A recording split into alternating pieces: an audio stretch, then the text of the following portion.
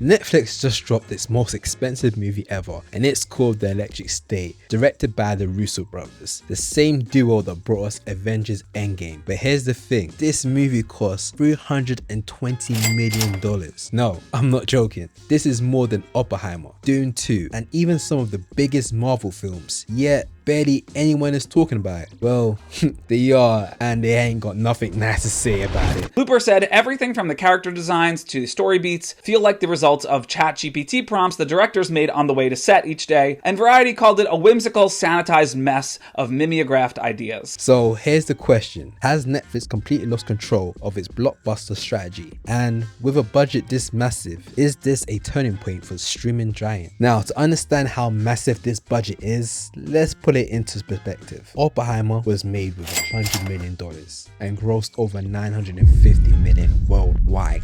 Dune Part 2 cost $190 million and it is made over $800 million. Even The Grey Man, also directed by the Russo brothers, you see a connection here? I do. Which is another Netflix blockbuster, was a whopping $200 million project. But The Electric State is $320 million.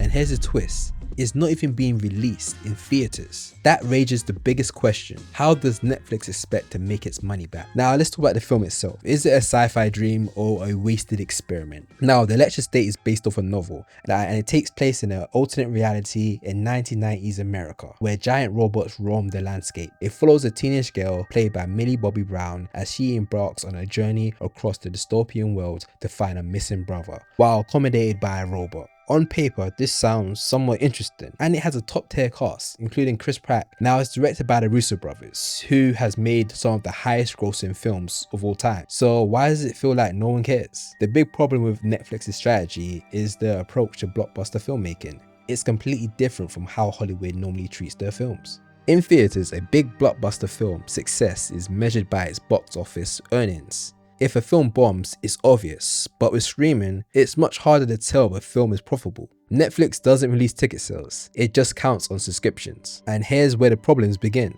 A Netflix blockbuster has no opening weekend buzz. Theaters create hype. People discuss box office numbers. With Netflix, a film drops, people talk about it for a weekend, then it disappears. No cinema release means no second revenue.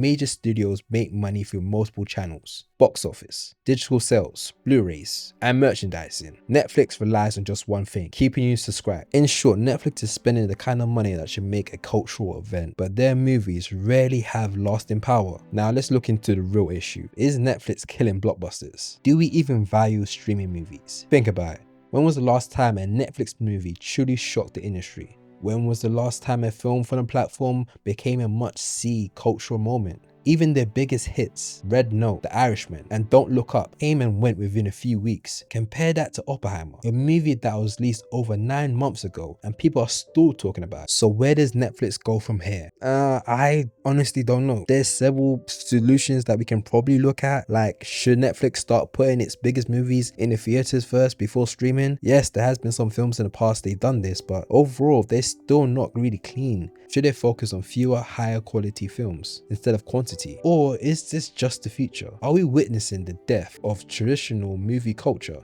as we know it? What do you think? Should Netflix rethink its blockbuster strategy, or is it just how movies are now? Let us know in the comments below.